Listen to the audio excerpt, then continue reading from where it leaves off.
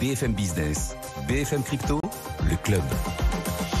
Et du côté des cryptos, effectivement, comment est-ce qu'on encaisse les nouvelles du jour? Le marché action souffre pas mal et le Bitcoin, eh bien, il repasse sous les 30 000 $. Là, cet après-midi, 29 941 $ pour un Bitcoin. Grégory Raymond vient de nous rejoindre. Bonjour Grégory. Salut Guillaume. Rédacteur en chef et cofondateur de The Big Whale. Gonzague Grandval avec nous aussi. Bonjour Gonzague. Bonjour Guillaume. Bienvenue, cofondateur, directeur général de Scheme. Il n'est pas né, mais on va le disséquer. L'euro numérique, ce sera dans quelques instants. Quel avenir pour l'euro numérique? D'abord Grégory, c'est vrai que le Bitcoin aujourd'hui recule du fait des hausses de taux, les nouvelles hausses de taux attendues de la part de la Fed. Les indicateurs américains sont meilleurs qu'attendus. Les actions souffrent, le Bitcoin recule un peu aussi. Mais il y a quand même des bonnes nouvelles pour l'écosystème crypto. Un homme fait plaisir à l'ensemble de la communauté, pas n'importe lequel, un homme jusqu'ici plutôt vilipendé ou plutôt mal vu, qui d'un coup peut-être est en train d'attirer l'attention de cet écosystème. C'est Larry Fink, le patron de BlackRock. Qu'a-t-il dit de si important pour les cryptos ? Oui, à la base, on n'aurait pas vraiment pensé à lui pour un peu soutenir le Bitcoin, mais hier, sur le plateau de Fox News, Fox Business News, il a dit que le Bitcoin, en fait, c'était une alternative intéressante à l'or. Et il disait peut-être qu'il faudrait arrêter d'acheter de l'or pour se protéger de l'inflation, de la dévaluation des monnaies, et qu'en fait, le Bitcoin est un actif international dont la valeur est reconnue presque partout dans le monde. Et en tout cas que c'était une alternative intéressante. Plutôt pas mal quand même, pour quelqu'un qui n'aimait pas trop Bitcoin à la base. Voilà. Effectivement, c'est le premier gestionnaire d'actifs au monde, BlackRock. Oui, à peu près avec 9 000 milliards de dollars. Une paille, Guillaume. Une paille, effectivement. Et donc pour son patron, oui, le Bitcoin est le nouvel or numérique, l'alternative à l'or physique. Qu'est-ce que vous pensez de ces propos ? En fait, à The Big Whale, on est plutôt raccord avec Larry Fink, ce qui n'est pas toujours le cas. Mais en fait, oui, on parle de ça depuis longtemps. Et pourquoi on dit ça ? On va le rappeler auprès des téléspectateurs, le Bitcoin a une quantité limitée en circulation, il ne pourra pas y avoir plus de 21 millions de Bitcoin. C'est pour ça que c'est une crypto-monnaie, enfin en tout cas c'est un actif financier qui est rare. C'est pour ça que théoriquement il peut protéger de l'inflation, si on compare à une monnaie traditionnelle où l'impression monétaire est potentiellement infinie.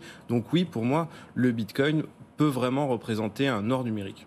C'est la première fois que le patron de BlackRock himself tient des propos aussi dithyrambiques sur Bitcoin. Alors ça fait quelques mois qu'il commence à dire du bien de Bitcoin.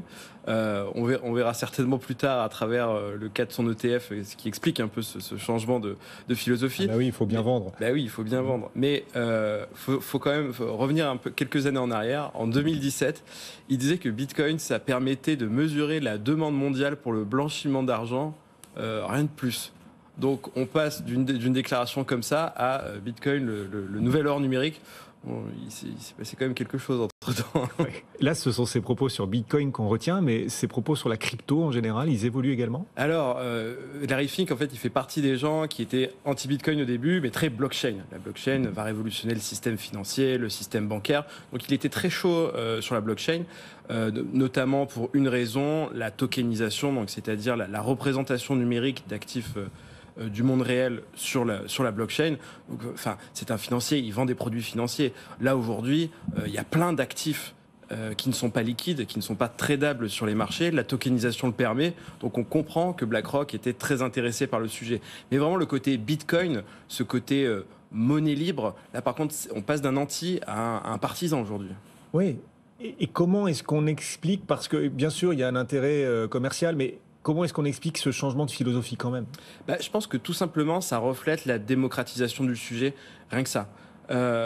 Et si vous voulez, pour moi, ce changement de paradigme chez BlackRock, c'est aussi fort pour Bitcoin que le jour où Elon Musk a acheté pour $1 milliard de Bitcoin pour le compte de Tesla. C'est des moments importants dans l'histoire du Bitcoin qui font que c'est un actif de plus en plus démocratisé. Bon, bien sûr, il faut que cet ETF soit accepté par le régulateur américain, mais le fait que publiquement ils prennent fait et cause pour Bitcoin, c'est vraiment une date, je pense, historique. Oui, on peut imaginer par ailleurs un peu moins de volatilité dans les propos du patron de BlackRock que dans la façon de s'exprimer d'Elon Musk. On espère. Voilà. Je pense que Larry Fink, on en pense qu'on en veut, mais il n'a pas l'air d'être atteint de maladie mentale. Donc ça, comme vous y allez. Pourquoi est-ce qu'un ETF, d'ailleurs, BlackRock, Bitcoin, pourrait, à vos yeux, changer le destin de Bitcoin? Alors, c'est le projet de BlackRock, c'est un ETF spot Donc au comptant, ça veut dire que BlackRock achèterait des vrais bitcoins sonnants et trébuchants. Bon, des vrais bitcoins, ça reste des choses virtuelles, mais en tout cas, ils achèteraient des vrais bitcoins sur les marchés, tandis que les ETF bitcoin qui existaient jusqu'à présent, en fait, c'était une exposition au bitcoin et pas de l'achat de bitcoin directement. Donc en fait, quand les gens qui passent par les ETF bitcoin actuels, ils n'achètent pas de vrai bitcoin et ça n'a pas tellement d'incidence sur les cours, sur la démocratisation. Là, ça serait la première fois. Donc ça veut dire que potentiellement, il y a des milliards de dollars qui iraient sur le marché Bitcoin. Et moi, je pense que sur le long terme, c'est bon pour la volatilité du Bitcoin, parce que pourquoi le Bitcoin c'est volatile ? C'est parce qu'il n'y a pas assez de monde qui l'utilise encore. Et donc si BlackRock arrive, et il n'y a pas que le BlackRock, il y a plein d'autres acteurs de la finance institutionnelle. Ça réduira la volatilité. Je pense. Et on pourra vraiment commencer à parler de monnaie mondiale parce que ça sera un peu plus stable. Ouais. C'est Sisi, le patron de Binance, qui dit que pour lui, il y aura un vrai redécollage du Bitcoin, pourquoi pas en 2025, parce que BlackRock, ça va aider, et puis parce que souvent, l'année après le halving, c'est plutôt pas mal. Je prends ma boule de cristal et je vous dis tout. Non, on n'en sait rien, mais bon, ça fait partie des choses positives qui peuvent soutenir un marché. On regardera tout ça, bien sûr, très près, notamment ici dans le club BFM Crypto. Qu'est-ce que vous pensez de tout ça ? Et donc, notamment du patron de BlackRock, Larry Fink, qui estime désormais, Gonzague, que oui, le Bitcoin, c'est de l'or. Je crois que Grégory a tout dit. Moi, ce que j'ajouterais, c'est qu'on se demande si c'est le patron de BlackRock qui a changé d'avis ou si c'est le marché qui lui ordonne de prendre cette direction comme ses clients pourraient le demander. En tout état de cause, il pourrait avoir changé d'avis parce qu'il pourrait avoir eu son épiphanie, ce moment où il a compris qu'en fait, c'était plutôt intéressant Bitcoin. Et de l'autre côté, ce qui est certain, c'est qu'il a testé le marché et que s'il lance un ETF Bitcoin spot, c'est qu'il sait que derrière, il y aura la demande. Et donc, c'est effectivement plutôt positif pour le cours du Bitcoin. Alors, tout ça est positif pour le cours du Bitcoin. Pour Bitcoin en soi, ça ne change rien. BlackRock ne devient pas un acteur Bitcoin technologique. Donc, Bitcoin poursuit sa route, mais ça fait partie des petits moments, en effet, dans l'histoire de Bitcoin qui vont marquer peut-être des points d'accélération dans le cours, des points de notoriété aussi pour le Bitcoin. Ça ne donnera pas plus de pouvoir à BlackRock dans le protocole Bitcoin, même s'ils achètent plein de Bitcoin. Il ne va pas participer à la gouvernance, ça sera juste un utilisateur parmi d'autres. Oui. Et la SEC va l'autoriser son ETF spot Bitcoin. Vous êtes confiant ? C'est le grand mystère, mais bon, si la SEC dit non à BlackRock, je pense qu'ils diront non à tout le monde. On aura des réponses. Alors, il y a une première échéance en septembre, il me semble le 2 ou le 3 septembre, mais la deadline finale pour la SEC sur ce dossier, c'est au mois de mars 2024. Donc, il y a encore un peu de temps. Là, il y a quelques jours, on a appris que la SEC demandait des précisions dans le dossier, notamment qui allait conserver les bitcoins de BlackRock. La SEC a dit que ça serait Coinbase Custody. Donc voilà, le dossier se construit, donc ça suit son cours. Mais moi, je voudrais préciser quelque chose, c'est que il y a beaucoup de gens qui disent, mais à quoi ça sert finalement d'acheter des bitcoins sur un ETF ? On peut déjà le faire très facilement. On va sur une plateforme d'échange, on les met sur son ledger, bon, très bien. Sauf que c'est que les passionnés qui s'y connaissent et qui peuvent faire ça. Et en fait, l'ETF, ça permet d'investir très très facilement dans Bitcoin. On va suivre l'avenir du Bitcoin. On va suivre aussi de plus en plus l'euro numérique. L'euro numérique baptisé Cash Plus, c'est son petit nom. Vous adorez, Gonzague, suivre ces sujets de monnaie numérique et de paiement électronique. Et ce qu'on peut en dire, c'est que c'est un immense cimetière. Il y a déjà eu beaucoup de projets tout au long de ces 15 dernières années. Oui, alors Cash Plus, nouveau nom de cet euro numérique dont vous avez déjà parlé plusieurs fois à l'antenne, c'est un projet qui mêle deux projets en un. D'une part, créer une monnaie numérique et d'autre part créer un système de paiement européen fondé sur cette monnaie numérique. Alors c'est pour ça qu'on dit souvent aussi ça s'apparente à Bitcoin parce que ça couvre un peu les deux volets. Bon, ça a quand même rien à voir du tout. Et on va regarder un peu les deux volets. Et le premier volet en effet, c'est celui du paiement électronique et des solutions de paiement pan-européennes qui pourraient venir en concurrence des réseaux de paiement Visa et Mastercard. Alors ça, c'est des projets qui datent d'il y a au moins 15 ans. En 2008, premier projet européen qui s'appelle le projet Money, MO2NET, qui est un projet qui vise à fédérer des banques européennes et à créer un scheme de cartes, donc un réseau de cartes qui soit un réseau européen dépendant des banques européennes et ne dépendant plus de ces acteurs américains, quand bien même Visa Europe est une société détenue par des banques européennes. Et ça avait été poussé assez loin, puisqu'une trentaine de banques européennes... Oui, jusqu'à 30 banques rejoignent le consortium. Et puis finalement, devant les investissements à mettre, devant la complexité de gouvernance d'un projet avec 30 banques, des pays différents, tout différents, le projet est abandonné, comme de nombreux projets bancaires. Et ça, c'était en 2012. D'accord. Il y a eu un autre projet. Alors, il y a eu un autre projet qui est apparu en 2018-2019, mais entre-temps, souvenez-vous, il y avait eu pas mal d'initiatives, pour la France en tout cas, de projets d'opérateurs télécoms ou de banques qui ont eu des velléités de créer des wallets de paiement qu'on a appelé Byster, qui est né et qui est mort, opérateur téléphonique, et ensuite Paylib, qui est encore survivant, mais en assez mauvais état. Encore une fois, l'objectif, court-circuiter les systèmes de cartes, avoir des modèles dépendant uniquement des banques pour faire du paiement pair à pair, entre guillemets, en tout cas entre utilisateurs, mais sans passer par Visa Mastercard. 2019 apparaît le projet Pepsi, qui a changé de nom parce qu'il était un petit peu trop dur à porter pour s'appeler EPI, c'est European Payment Initiative, qui fédère, lui, aujourd'hui 16 banques, qui ont déjà investi environ $1 milliard pour créer une infrastructure, à nouveau, qui vise à lutter contre le duopole Visa-Mastercard, mais cette fois-ci, en ayant compris une partie des erreurs, ne voulant pas reproduire un système de cartes, mais un système uniquement fondé sur un wallet mobile. Et là, que faut-il faire ? Il faut à la fois trouver un protocole, des accords entre les banques, des wallets, enfin des supports techniques pour ces wallets. Il faut ensuite équiper les porteurs, nous-mêmes, équiper les commerçants, faire connaître.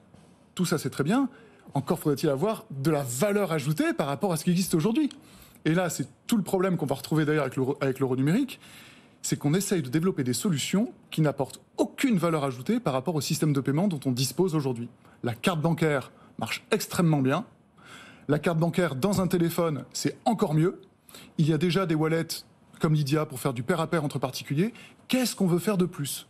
En tout cas, le consommateur n'attend rien. Et donc, il y a eu beaucoup de projets, effectivement, et c'est un immense cimetière. Vous pensez qu'il y aura un membre de plus dans le cimetière, à savoir ce projet, ce Cash Plus, le nom de l'euro numérique. Vous pensez que l'euro numérique, effectivement, viendra remplir ce cimetière, ou au contraire, là, il y a quand même une valeur ajoutée supplémentaire, et puis c'est quand même porté par tout l'eurosystème, la BCE, alors, les banques. C'est ça, c'est qu'on a d'un côté le projet EPI, porté par des banques commerciales européennes, qui lui est fondé sur du transfert immédiat des virements instantanés.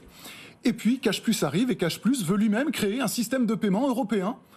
Donc on a EPI et Cash Plus qui veut faire la même chose, et qui sera fondé lui-même, sur une monnaie qui sera une monnaie banque centrale, avec cette particularité d'être garantie par la Banque Centrale Européenne et l'Eurosystème, et donc les banques centrales nationales, supposant que ceci apporte de la confiance aux utilisateurs par rapport aux systèmes commerciaux. En fait... ça ne marchera pas. Je sens que vous allez nous dire que ça n'a pas marché. L'air très sceptique. Rien je ne sens pas du tout, là, Gonzague. Rien n'est moins sûr. On a longtemps dit qu'en effet, il pouvait y avoir un risque sur la monnaie commerciale, celle qui est utilisée dans 90% des cas qu'on a sur nos comptes bancaires, par rapport à la monnaie banque centrale que sont les pièces et les billets. Et donc, si les utilisateurs se ruaient sur la monnaie banque centrale, il pourrait y avoir un risque pour les banques commerciales de voir les dépôts fondre pour que les gens se réfugient sur la monnaie banque centrale. Ça a été contredit pour que, justement, en tout cas, la Banque centrale a dit non, on limitera les montants pour éviter ce type de flux. Et puis, les moyens de paiement à mettre en place, là aussi, c'est des usines à gaz incroyables, à l'échelle européenne, qui nécessitent l'accord de tous les pays, et en plus nécessitent l'accord des intermédiaires de ce Cash Plus, qui seront les banques.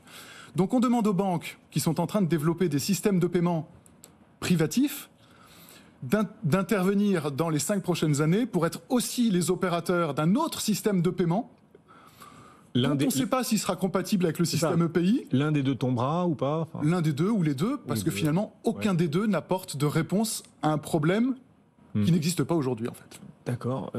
C'est mal barré, du coup, Grégory. Je ne sais pas si c'est mal barré, mais en tout cas, il y a 2 initiatives, une publique, une privée, et il me semble que l'initiative EPI est arrivée juste après que la BCE ait commencé à parler d'euro numérique, parce qu'en fait, les banques ne sont pas tellement associées dans le projet d'euro numérique de la Banque centrale. Donc là, elles essayent de garder un précaré, mais je pense que la puissance publique va s'imposer à tout le monde et elles devront faire avec.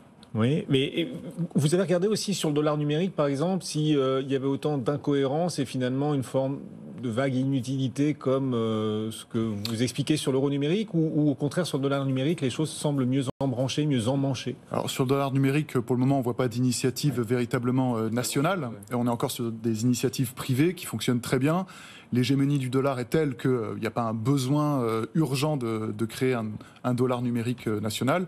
En revanche, pour l'euro, c'est un peu le branle-bas de combat. Non seulement l'euro numérique existe très peu sur le marché crypto, mais en plus, à l'échelle mondiale, on voit les risques que représentent le dollar, le yuan et d'autres monnaies nationales numériques qui pourraient débarquer un peu plus massivement que l'euro. Et donc, c'est en réaction à ces possibilités que la Banque centrale a réagi avec Cash Plus. Mais y parviendra-t-elle ? Je ne suis pas très confiant. Merci à tous les deux de nous avoir accompagnés. Le club BFM Crypto, Gonzague Grandval, cofondateur et directeur général de Scheme, Grégory Raymond pour The Big Whale. Vous parlez de quoi cette semaine dans The Big Whale, Grégory ? On a fait un gros rapport sur Morpho, qui est un nouveau projet de finance décentralisée, qui est dans le prêt indécentralisé. Pas mal de choses à dire. C'est une innovation à suivre et on en reparlera sur le plateau de BFM Crypto, j'en suis sûr. Merci beaucoup à tous les deux.